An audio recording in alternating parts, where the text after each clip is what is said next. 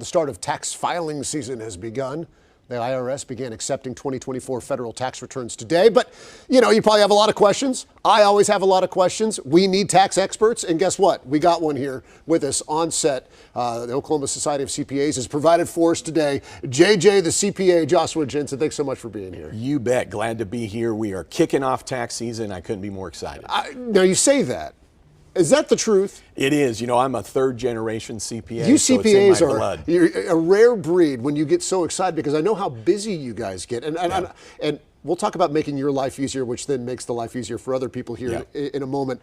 But first thing, for this year, I always ask, is there anything new that people need to have in mind when they start worrying about their taxes? Really what I would say is, if you are now trying to figure out what's new, what you're missing, right there, that is the best indicator that you need to hire a CPA. Okay. You gotta hire a professional.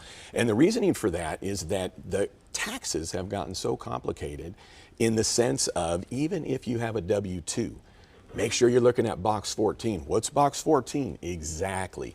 There's deductions that get missed there. Look at Schedule 1. There's so many new deductions on Schedule 1 and other sources that you get as a deduction, even though we can't take them as itemized deductions. And right what now, is Schedule 1? Somebody exactly, is asking at home? And that's exactly where we're at. Schedule 1 is that list of deductions that we get to take even if we can't itemize our deductions, and we take the standard deduction. It's interesting because I remember last time President Trump was president, he had the big tax law, and one of the things that it did was it doubled, I remember, the standard deduction at the time. And so I know now, I think like 9 out of 10 Americans, tax filers I should say, take that standard deduction. Right.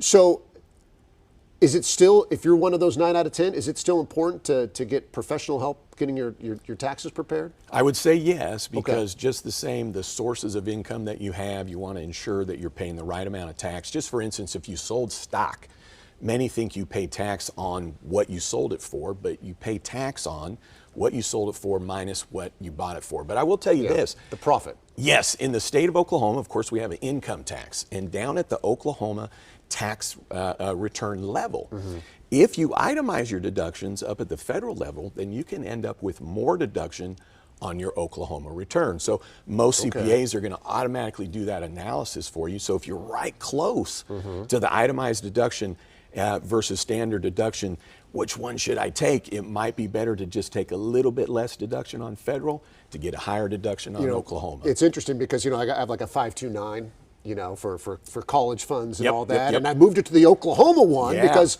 there's a state deduction. Yes. If you have it with the Oklahoma 529. Yes. And so is it easy to do that on your own, or is that just one of those things where, you can do this on your own. I do want to point out, in fact, there's a lot of ways where people can actually prepare taxes for free, and the tax return won't cost them anything if their income is under a certain level. So the 529 plan, the state has the website where you can go for that. When you're trying to find a CPA, go to findyourcpa.com. That's put on by the OSCPA. It's no promotion. It's going to go straight to JJ the CPA. Well, with that, so when we're talking about the 529 plan, like, you have till April 15th to put money into it, up to $20,000, married filing jointly, and get a deduction for the prior year. Now that's just at the Oklahoma level. But I will tell you this: so many times when you're just thinking, I'm going to get the standard deduction, I don't need to hire somebody. Well, it might have only cost a few $100s to hire somebody, but if you overpaid your taxes by $1,000, well, you lost out. So don't see your tax advisor as a cost, see it as a investment. And one of the big missed deductions is just charitable contributions. You're cleaning out the closet, you've got that receipt. Many want to just give their receipt and they tell the tax advisor, you fill it out. But if you really itemize that out, every t-shirt, every pair of pants, etc., you might end up with more deduction than you think. There's a ton of tax laws that are expiring this year.